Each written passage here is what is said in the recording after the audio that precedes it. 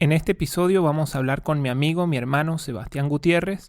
Él es un comediante venezolano y este episodio tiene mi particular afecto porque es bastante distinto a lo que vengo haciendo. Fue una conversación fluida donde hablamos de muchos temas y el tema que particularmente llamó mi atención y en el cual nos centramos en el podcast es en cómo él como comediante logró empezar a generar dinero y a vivir de la comedia. Y es más o menos el camino de los freelancers. Todo el que sea freelancer o el que quiera apuntar a ser freelancer y esté escuchando este episodio, le va a sacar bastante provecho porque bien sea un comediante, un diseñador, un músico, todos tienen más o menos el mismo camino. Entonces es muy, muy interesante escuchar su experiencia, escucharlo de su propia voz. Además que es una persona muy amena, que sabe de muchísimas cosas, que puede tocar cualquier tema de conversación. Así que lo vamos a pasar muy bien en este episodio distinto de Negociación desde Cero, que habla sobre cómo hacer dinero como freelance en el mundo de la comedia. Bienvenidos a Negociación desde Cero. Mi nombre es Simón Pérez. Este podcast está producido en alianza con el American Negotiation Institute, Instituto Americano de Negociación. Preparen la cabeza porque voy con todo a enseñarles lo necesario para que tengan éxito en sus negociaciones. Y recuerden que no obtenemos lo que nos merecemos, sino lo que logramos negociar. Hola Sebas, ¿cómo estás? Muy bien, Simón, gracias por invitarme, de verdad, qué fino estar aquí. Particularmente yo tengo un amor por Sebastián porque estudiamos juntos la carrera de diseño industrial y a pesar de que ninguno de los dos se dedica al diseño industrial, pues de ahí nos conocimos y Sebastián como diseñador industrial es un gran comediante y bueno, estamos acá para hablar algo que yo quería desde hace mucho tiempo hablar con él y no había tenido la oportunidad, que es cómo se negocia y cómo se vive y cómo se hacen negocios adentro del mundo de la comedia. Ok, es una premisa fuerte. Me gustó el halago de como diseñador soy buen comediante, pero como comediante más bien siento que es el mejor cumplido que me hayas podido dar. Pero no te creas, el ser comediante y diseñador no es tan distinto. Al final yo creo que la gran enseñanza de estudiar diseño y carreras, digamos, allegadas a la creación, al diseño, todas se parecen y la comedia al final consiste en elaborar, en diseñar y en planificar el conjunto de elementos que uses, ya seas el stand-up, los chistes, las comiquitas, lo que tú quieras para darle risa a la gente al final. Y en verdad contempla un plan de diseño donde tú esperas las reacciones de la gente. Entonces yo creo que no he dejado de ser diseñador, pero me gusta más que me digan comediante, si te digo la verdad. Sebas, según yo entiendo, tú trabajas en la parte de hacer stand-up, pero también en la parte de guión y producción, ¿no? Sí. Lo que pasa es que normalmente la gente reconoce la comedia con el producto final. Obviamente, como en todo. Es como los arquitectos famosos son los famosos los que tienen como que, por ejemplo, Santiago Calatrava, que es como que el de los puentes. Y es como que hasta la persona que menos sabe de arquitectura, incluyéndome, sabe quién es Calatrava. O la gente sabe quién es Laureano, o la gente sabe quién es Emilio, la gente sabe quién es Louis C.K., pero normalmente detrás de eso hay un montón de gente que hace un montón de trabajo porque la comedia en sí misma es un abanico de opciones, tiene un abanico de opciones para entregarla que son muy distintos. O sea, la comedia está el stand-up, que es como la forma, el stand-up es como el LinkedIn del comediante, es como la forma más pura y digamos que sin nada agregado de lo que tú haces como comediante. Pero detrás de eso también está, por ejemplo, la prensa satírica. Yo durante 6 años escribí en el Chigüire Bipolar. Ahí fue donde me formé como comediante formalmente, valga tanto el uso de la formalidad. Pero fue donde me formé como comediante escribiendo con el Chigüire Bipolar y donde aprendí a hacer lo que ha sido mi fuente de ingreso durante más años, que es escribir. Entonces, gracias a eso, a partir de ahí he escrito para varios programas de televisión para distintos comediantes, he escrito para radio, he escrito para web shows, he escrito para podcast, he escrito incluso para redes sociales. O sea, sí, mi trabajo ha sido básicamente escribir, pero digamos que los comediantes pueden ser de muchas maneras. Puede ser el comediante que se para en la tarima a contar chistes, o puede ser el que está detrás de la producción de una película o de una serie cómica escribiendo, o puede ser también el que nada más sube videos cortos en Instagram o en TikTok. Entonces, digamos que yo he hecho un poquito de todo porque los comediantes normalmente hacemos un poquito de todo porque nuestro medio es como tan cerrado que la única forma de lograr vivir, de hacer reír o de hacer comedia es involucrándote en ese medio y normalmente todo está comprimido ahí. Todos los comediantes que hacen stand-up conocen a todos los escritores conocen a los productores, conocen a los directores, conocen a la gente de los canales. Es una burbuja así súper concentrada donde realmente los que llegamos a vivir de la comedia normalmente vivimos de hacer de todo un poquito en la comedia. Y cuando, por ejemplo, yo digo, bueno, yo voy a escribir, como por ejemplo tú empezaste a escribir en el Chigüire Bipolar. Claro. Cuando empiezas a escribir, ¿es rentable eso o hay que empezar a escribir gratis?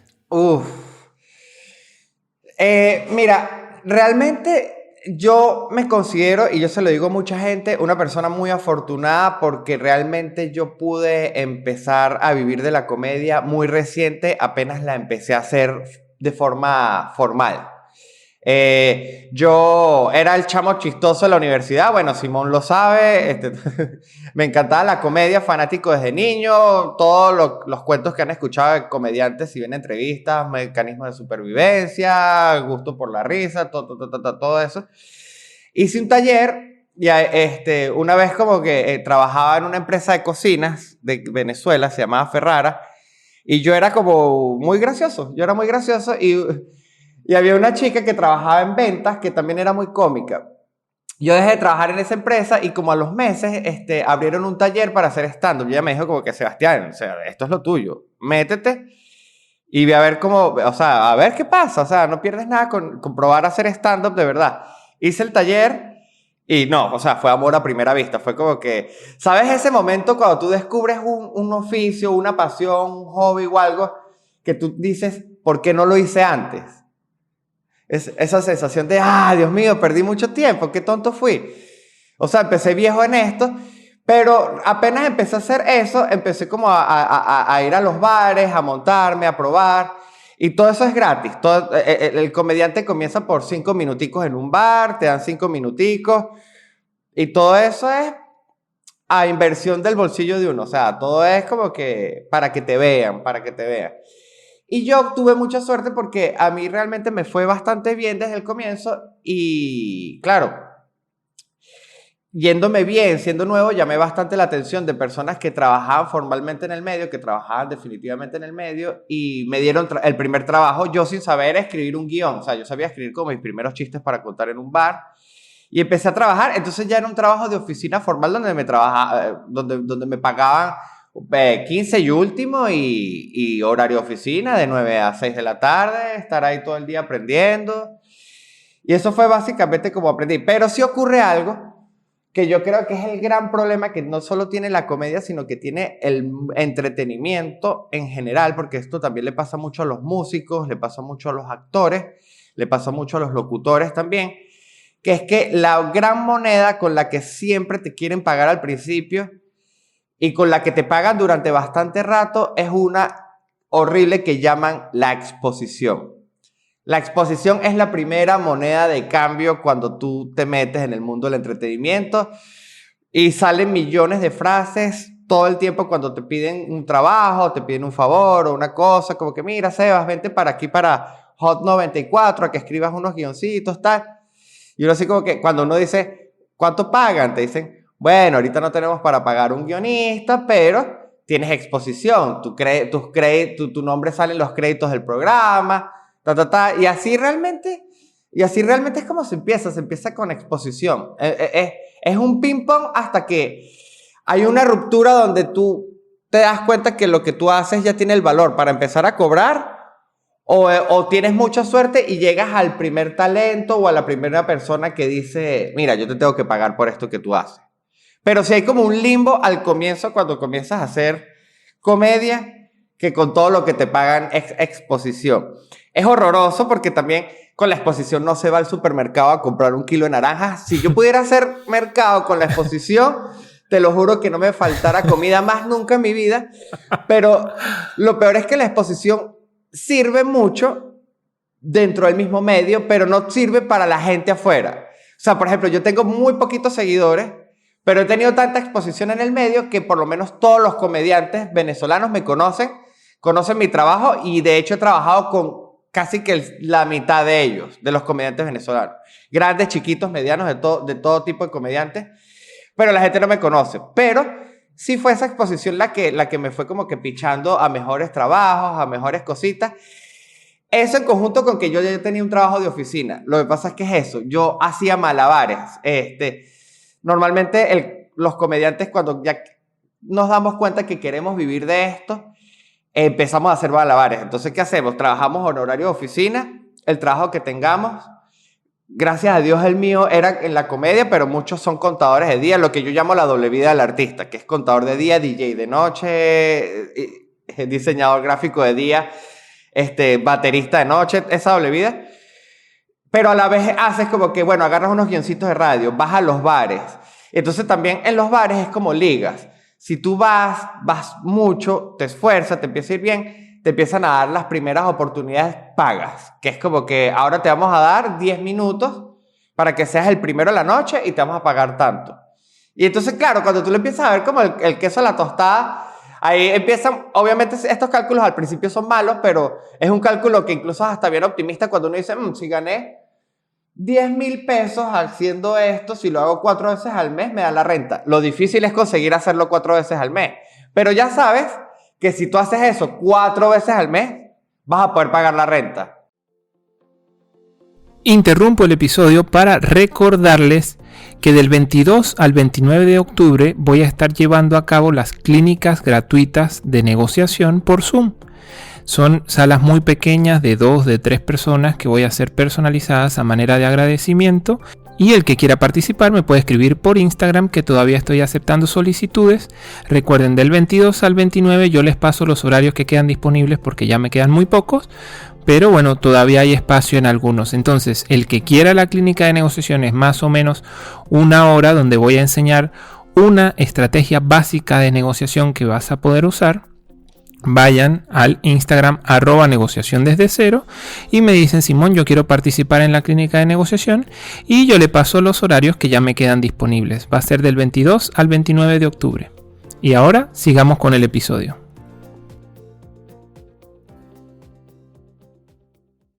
Y si ya pagas la renta, ya tienes dónde vivir, tú dices, bueno, pero entonces yo me puedo quedar en la casa, dejar mi trabajo de contador y de pronto tratar de darle la chola que pueda y sacarme 2 presentaciones más al mes, que ya me dan los servicios, ya pago alquiler, ya pago servicios.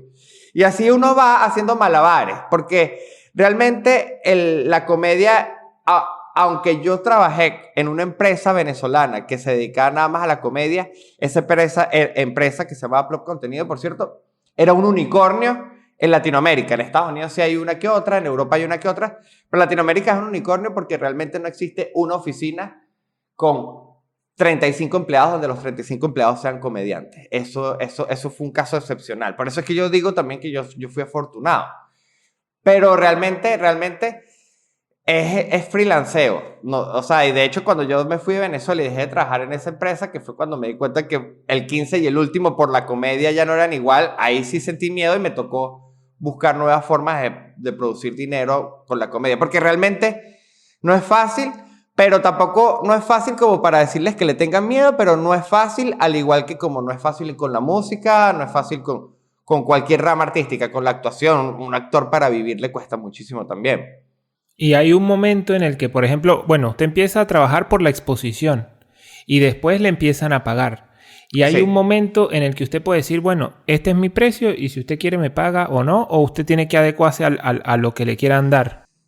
Bueno, esto es bien interesante porque normalmente depende del trabajo que hagas y a quién se lo hagas. Normalmente, si son trabajos como para YouTube, como para cosas más informales, como por ejemplo escribirle unos guiones a un comediante para su podcast, ese tipo de cosas, normalmente se negocian por palabras. Yo normalmente cobro por guión. Cuando es un proyecto largo, cobro por hora de trabajo. Y si es algo que es medio indefinido, yo ajusto un fee mensual con la persona que me contrate. Esas son como mis tres maneras de determinar los precios. Si uno utiliza bastante los que hay en el mercado, que realmente el mercado del precio es lo que uno mismo conversa con otros colegas, porque también ocurre algo, un fenómeno que es bien complicado en la comedia específicamente, que fue lo que me pasó a mí cuando me fui a Colombia. Cuando yo me fui a Colombia, yo pasé de estar en Venezuela en un estatus muy bueno, en una empresa donde todo el mundo que quería hacer comedia sabía dónde ir, me buscaba, yo estaba como ahí, siempre disponible para esa gente. Y cuando llegué a Colombia, nadie me conocía, los comediantes no me conocían. ¿Y cómo conseguí yo trabajo en Colombia? La respuesta es que no conseguí. Porque no logré involucrarme, hacer amistades, hacer contactos con comediantes colombianos. Y un trabajo de comedia, como un guión, por ejemplo, no sé, Emilio quiere hacer un show cortico por YouTube y necesita un guionista. Ese trabajo particularmente no va a existir en LinkedIn. Entonces yo me quemé durante meses buscando trabajos similares o por donde yo pudiera entrar y no lo conseguía porque realmente si hay algo que tiene la comedia es que se pichan los trabajos, se lanzan, se pasan de voz a voz. Es como que necesitas un guionista. Yo tengo uno que trabajó con tal. Por eso es que ahí es donde ahí es cuando la exposición empieza a tener valor. Que es cuando te dicen como que tú sabes este chamo que le escribió el programa de Chatén en Miami el año pasado. Sí, lo tengo, está disponible. Ah, bueno, pásamelo y hablo con él. Y así es como se va cuadrando. Normalmente esos precios se cuadran verbalmente con la persona. Ya uno más o menos sabe cuánto cobrar y también uno con el tiempo se va aumentando la tarima porque ya es como una barra que uno va empujando. A medida que uno consigue un trabajo que te paga más, tú sabes que tú no puedes retroceder mucho con respecto a eso. Y ya por ahí entonces, por ejemplo, eso es por un lado. Y por el otro lado es cuando te contratan con proyectos, por ejemplo, como para escribir a un programa de televisión porque ya esas tarifas están estandarizadas por los gremios y por todo lo que conlleva ser un canal de televisión. O sea, ya tú así trabajes desde tu casa escribiendo los guiones, los precios de los guiones ya están en una partida anual que hace el canal de televisión, donde no es ni un centavo más ni un centavo menos del que el canal de televisión estimó para gastar ese año en producción. Entonces, normalmente ellos te dan las tarifas.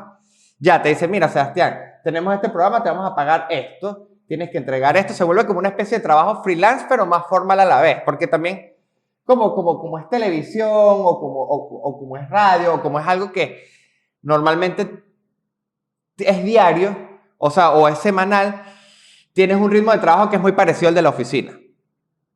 Entonces, ahí eso es bueno agarrar esos trabajos porque, por ejemplo, a mí me permiten decir, si por ejemplo aquí en este programa con Luis Chatén en Estados Unidos me están pagando esto y yo le estoy dedicando esta cantidad de horas, si yo hago la división, más o menos mi hora está saliendo en esto. Entonces ya hay como que cotejo con los otros trabajos que hago palabreados y es como que hace falta subirlo un poquito. O de pronto a veces digo, creo que exageré un poquito. Porque también ocurre que la televisión, solo la televisión, porque la radio sí es de lo que peor paga, al menos que seas el locutor, la televisión paga muy bien. Es una buena regla para medir los trabajos que te lleguen por ahí. Pero es difícil. O sea, si eres un comediante que está empezando a escribir y te está empezando a salir las primeras chambas, lo primero que tienes que hacer es ubicar a alguien con más experiencia que tú, que haga algo muy similar a lo que tú haces o a lo que tú quisieras hacer y hablar con esa persona, en verdad, decirle, mira, o sea, pedirle consejos, mira, ¿cuánto cobras tú? ¿Qué me dices tú con respecto a este trabajo? ¿Te parece bueno? Y eso, porque al final entre guionistas todos nos cuidamos la espalda, somos un poquito un gremio bastante unido. Entre todos somos como que, hey, yo sé que tú eres escritor, yo sé que tú también, y es como que, no te dejes robar, hermano, no, tú tampoco, y es como que nos cuidamos entre nosotros. Y cuando usted hace un acuerdo, por ejemplo, para hacer un guión, ¿el dinero se lo pagan antes o después de que usted termine el guión? Esta es la típica, esta es la eterna lucha de los freelance. La eterna lucha de los freelance, de los diseñadores, de todo el mundo que trabaja desde casa. Yo normalmente pido un adelanto, pero no siempre se logra el adelanto. Esa es la verdad. Yo trato de que, por ejemplo, si tú me vas a pedir un kit de 5 guiones para o sea, como para un proyecto específico, yo normalmente te pido que me pagues la mitad. Cuando son programas en cosas como un canal de televisión, obviamente el pago es a final de mes. Y hay casos como, por ejemplo, que dan muchos nervios, que son como los de... Por ejemplo, yo recientemente escribí un proyecto original para Spotify con un comediante que se llama José Rafael Guzmán. Yo realmente, para ese podcast, fui más como... O sea, de hecho, no fui el que lo escribí porque es una historia basada en la vida real. Es una historia sobre la cárcel, que él estuvo preso en Estados Unidos. Y yo realmente lo que hice fue traducir todas sus historias, escuchar como todo lo que él hizo y como segmentar qué era lo que podía ser lo mejor que podía ir para allá, para el podcast, y como que adaptarle un poquito a su conversación para el formato de audio. Entonces, digamos que no fue escritura 100% creativa, fue más un trabajo como de editor de contenido. Y por ejemplo, ese fue un contrato que se firmó con Spotify con pago a la salida del proyecto. Suena cool, muy buena plata, no te voy a decir que no, pero ¿qué ocurre con este tipo de proyectos? Que ocurre mucho en el cine y en la televisión y en todos lados. A veces se cancelan. Se cancelan por muchos motivos, porque hubo un cambio de directivo en el grupo de Spotify México, que cambiaron exacto, como al manager de los proyectos que se hacen con esta partida, y de pronto él dice, nah, ¿sabes qué? Este proyecto se cancela. Ahí te quedas con la plata colgada en la mano. Por eso es que esos proyectos uno lo que trata es de hacerlos lo más chola posible, porque hay mucha burocracia del medio, o sea, la burocracia creativa le llamo yo, que es como que cuando tú trabajas en una empresa así, pasas por muchos filtros, de pronto alguna palabra no le gusta a una persona, entonces tú escribes un guión, ese guión pasa por un productor de Spotify primero, si a él le gusta, después lo pasa por legal puede no gustarle y decirte como que mira, estas palabras no las podemos decir, regresa, después vuelve otra vez a legal, después va a sonido, después a sonido va al productor, después el productor vuelve a nosotros, y así está como en un ping pong durante prácticamente un año hasta que sale, y es un año donde tú dices, solo hay que mantener la fe de que este proyecto salga, porque si no yo no voy a recibir un maldito centavo, y me perdonan la palabra, pero da mucho miedo. Pero también son tu apuesta. O sea, ahí tú también estás metiendo todos tus huevitos en la cesta, porque tú dices, esto si se cancela es una mierda, pero si lo meto, estoy haciendo unos excelentes créditos, estoy logrando hacer un proyecto completo con Spotify Original, tal. Están ese tipo de trabajos también. Es que son muy variados y de todo tipo, Simón. O sea, por eso es que los comediantes normalmente, no, por eso es que normalmente los artistas en cierto punto se vuelven en sí mismos en una empresa porque tienen que empresarizarse. No sé si esa palabra existe, pero necesitas un manager, necesitas un contador, necesitas un administrador, porque a pesar de que la empresa eres tú, tus ideas y lo que tú haces, hay un punto donde tú tienes que manejarte a ti como una empresa, porque si no, no das. Porque justamente te empiezan a salir estos contratos que son un año de trabajo, pero te lo pagan al final. Pero entonces, mientras tanto, tienes que comer. Entonces vas agarrando otros tigres más chiquiticos, otros trabajos rápidos. Tigres es como le decimos en Venezuela como a los freelance que se hacen una vez. Agarras como esos freelance chiquiticos y así como para mantenerte durante ese tiempo. Pero entonces eso es más información para tu agenda. Entonces, por eso es que hay un punto, o sea, mi casa normalmente está full de post-its, de cosas que tengo que hacer, y tengo que llenar la casa de post-its porque si no la cabeza no me da y no puedo quedarle mal a nadie. Aparte que como ya yo tengo tanto rato trabajando en esto, ya también tengo que cuidar un poquito la fama de mi empresa, de mi propia empresa. Es como que la gente ya, por ejemplo, que sabe que me busca a estas alturas, yo también ya tengo 8 años haciendo esto. Entonces también, ya después de 8 años yo me puedo considerar un escritor relativamente costoso. No estoy en el top tier de escritores venezolanos de comedia, pero soy un buen Sevilla, ¿sabes? Claro, de media tabla. Claro, media claro, tabla no, para claro, arriba. no, y asusto, y gano mis partidos, tal. Pero no, pero obviamente colegas míos venezolanos, hay colegas que tienen series y películas en Amazon, en Netflix, que es para lo que estoy apuntando, que también ese es como un trabajo en la mismo tema de exposición.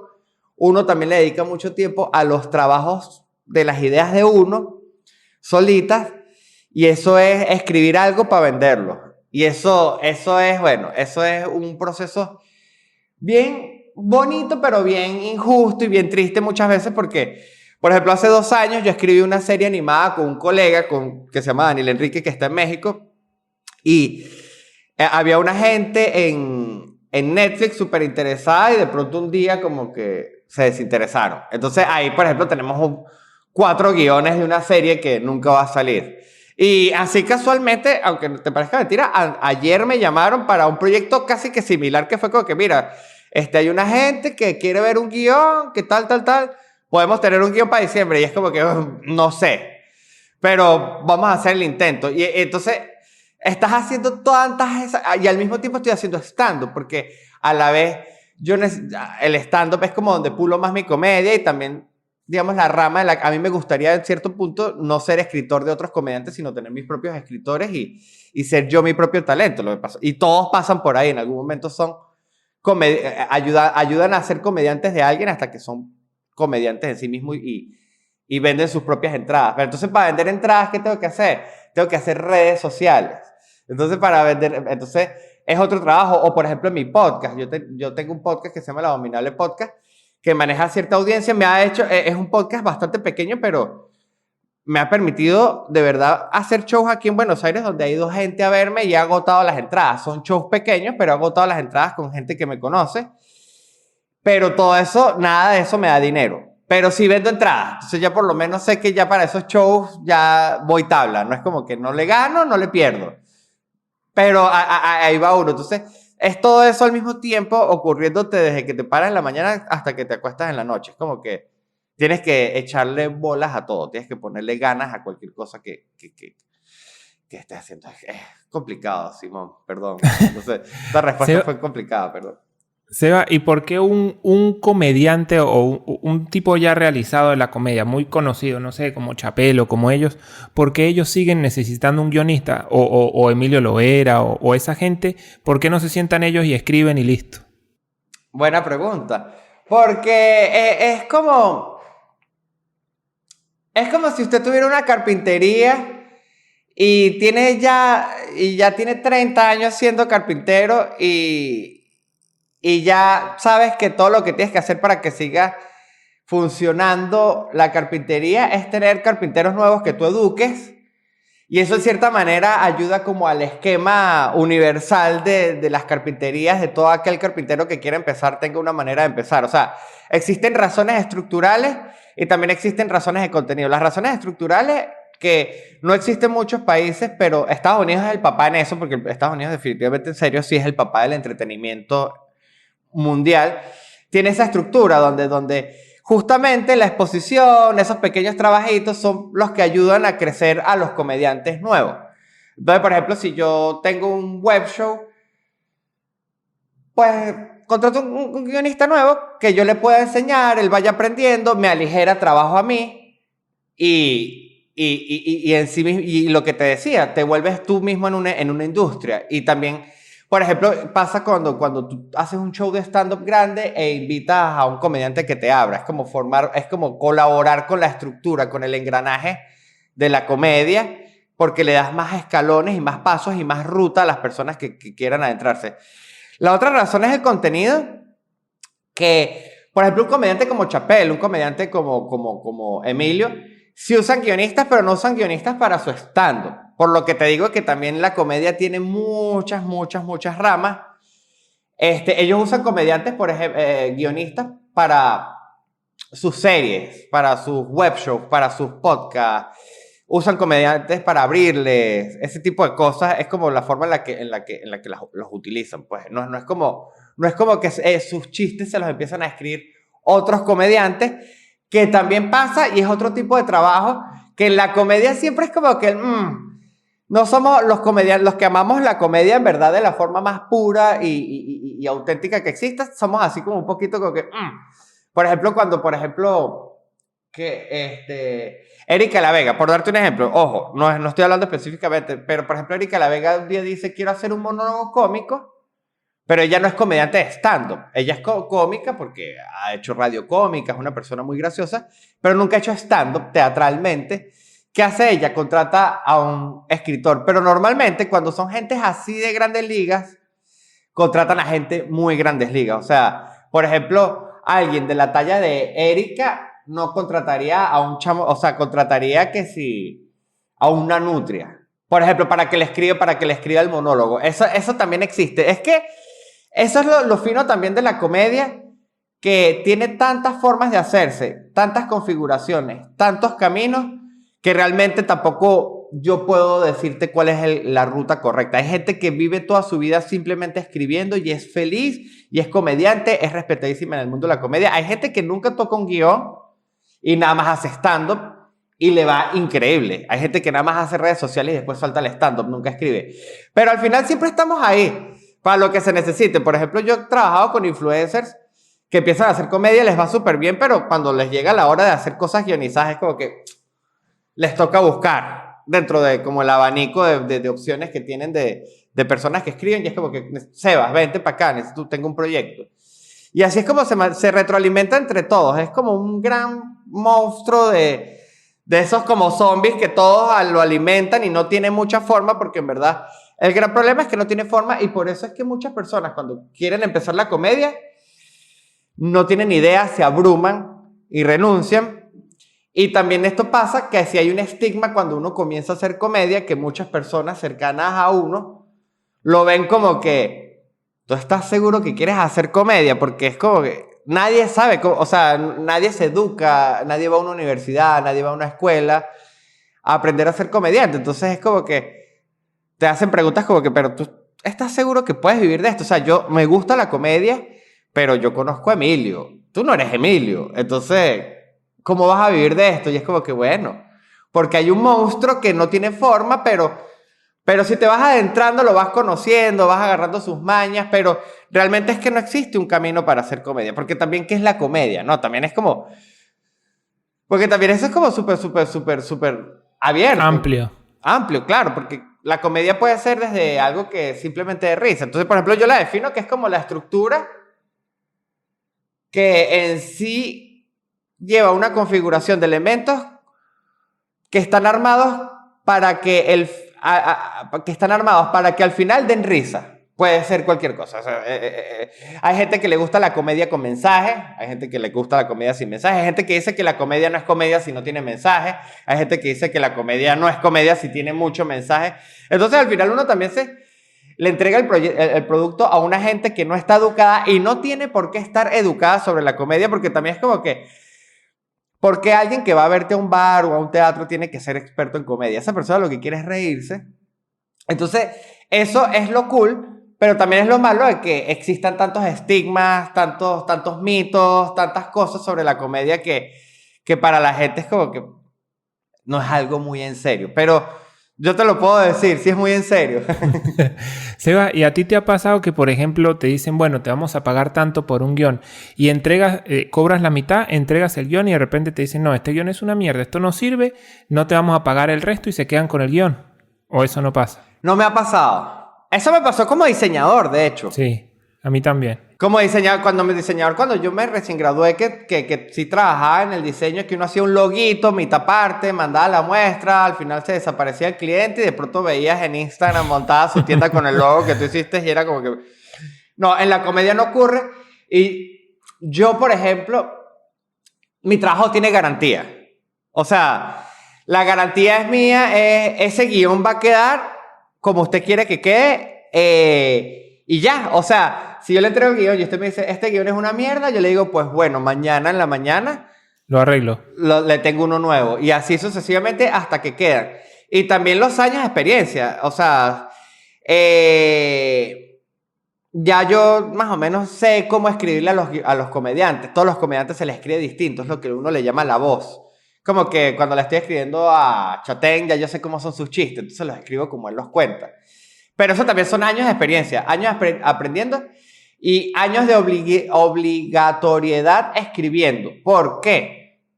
Porque aquí ya te estoy hablando más de mi formación, no estamos hablando tanto del negocio, pero para que vean lo formado que tienen que estar para poder verlo como un negocio en verdad, a este punto.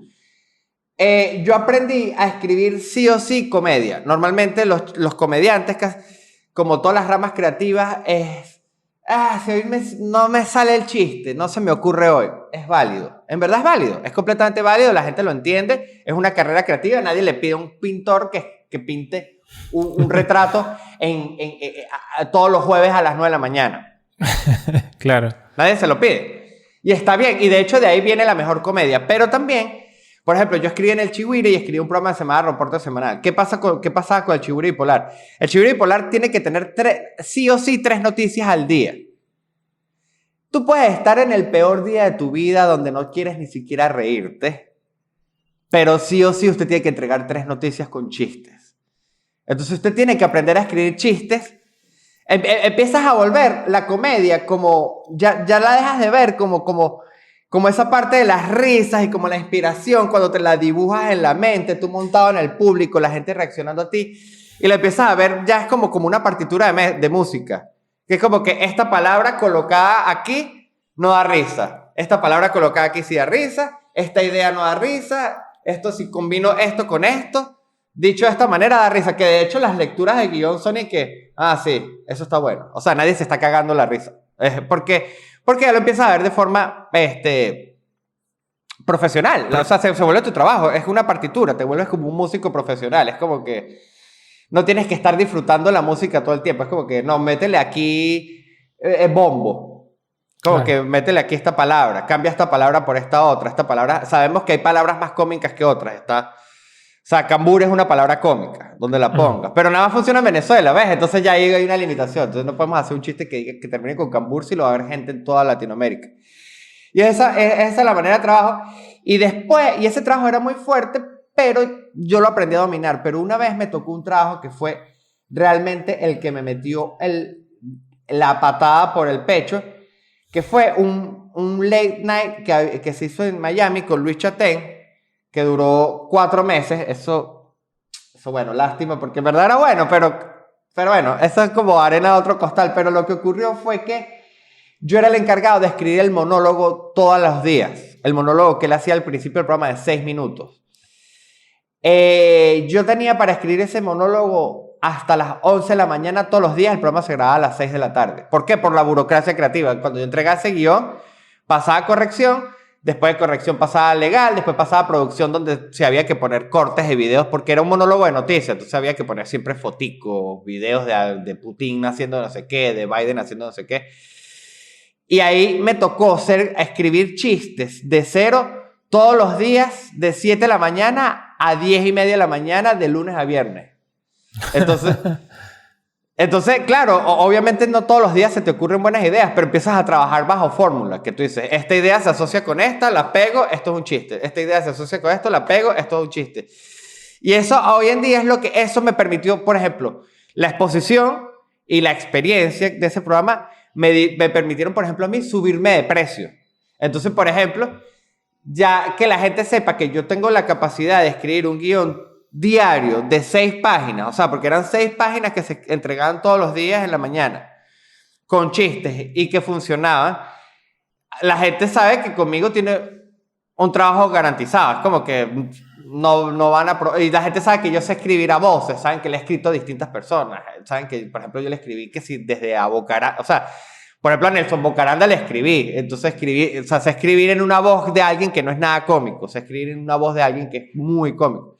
Entonces ya por ahí uno se empieza a tarifar. En verdad yo creo que uno tiene que dejar un poquito al lado el síndrome del impostor. Yo sé que esto es un tema muy complejo, pero tienes que empezar a en verdad hacer mucha retrospectiva sobre el trabajo que tú has hecho para poder encontrarte valor, porque si tú te paras todos los días en el aquí y el ahora, sin mirar un poquito atrás lo que has hecho y lo que eres capaz de hacer, nunca te vas a terminar de dar el valor que creo que te corresponde como trabajador. O sea, ni siquiera como comediante o escritor, sino como empleado, como trabajador, como una persona capaz de cumplir con un oficio.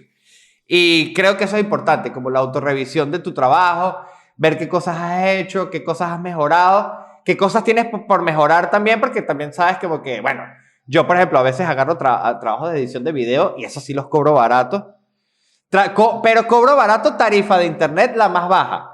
Nunca me voy por debajo de lo que cobran en internet para tampoco irrespetar a las personas que se dan con todo en la edición. Pero también el que me busca a mí sabe que me está buscando para algo muy específico en la edición, que no es manejar Premiere con demasiada facilidad. Entonces, por ejemplo, ya esas son tarifas que yo digo como que no, esto te lo cobro más barato, porque mi trabajo realmente aquí va a ser este. Y así va uno, conociendo el trabajo, por lo mismo que te digo que somos la economía informal del entretenimiento, porque de hecho la música tiene más gremios, la música aparte tiene más gente, tiene más historia, tiene más estructura. La actuación está súper controlada, o sea, los actores no se dejan explotar ni por un segundo, los actores si le están pagando tanto, incluso no hablan durante las grabaciones, no sueltan voz, porque si la voz les sale de la garganta, su tarifa cambia. O sea, ellos conocen más su trabajo, digamos, en el espectro económico y en el espectro financiero y de negociación y eso.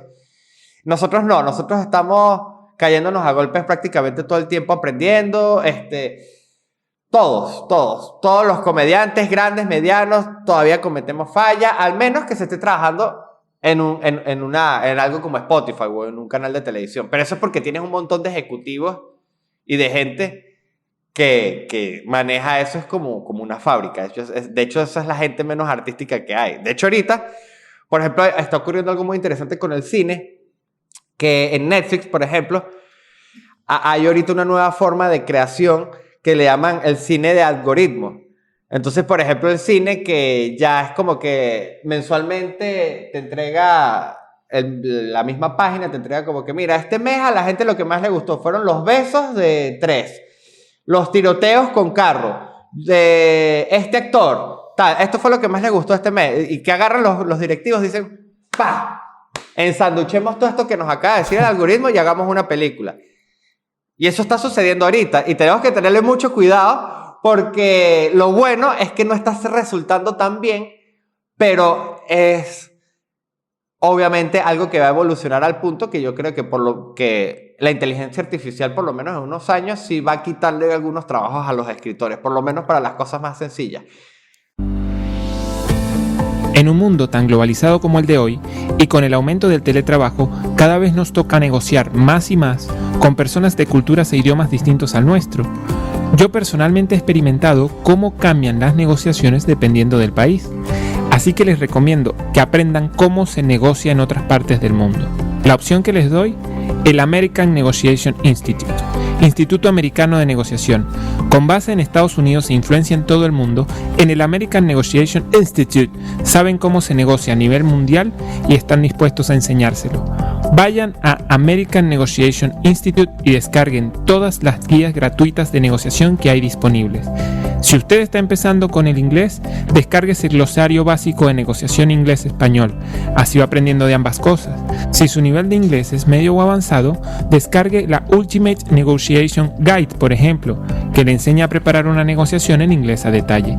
Ya sea cual sea su nivel de inglés, le recomiendo el Negotiate Anything Podcast. Es un podcast hermano de Negociación desde cero, y está en inglés, donde va a escuchar a gente de todo el mundo hablando de negociación y además va a practicar la comprensión de ese idioma. Todos los links están en la descripción. www.americannegotiationinstitute.com. Finding Confidence in Conflict. Por lo que veo, tienes una forma de trabajar o de crecer en el mundo de la comedia parecido a lo que yo viví en el mundo del emprendedor, ¿no? Vendiendo cosas que, ya lo he contado acá en el podcast, es como ir construyendo prestigio. Como que uno empieza sin prestigio y uno empieza a meter prestigio en la carpeta, y a partir del prestigio que uno tenga, uno puede empezar a cobrar cada vez más y más y más e ir dándose, no digo lujos, pero sí dándose la oportunidad de poder prescindir de ciertos trabajos. Claro. Hasta que uno puede utilizar su tiempo en ganar la mayor cantidad de dinero posible, ¿no? Es más o menos así el esquema. Sí, es algo así. Yo, por ejemplo, lo que siempre digo y pienso Es que si te vas a dedicar en verdad de lleno a algo que te apasione, que puede ser casi tan parecido a un hobby como hacer comedia y eso, realmente sí, o sea, es un trabajo de paciencia y de ganarse poco a poco el prestigio, porque el prestigio te da mucho más de lo que tú crees. Yo al principio de ahorita de la entrevista, obviamente te dije que la moneda de cambio al principio era la exposición, y es una mala moneda si tú no sabes qué hacer con esa moneda.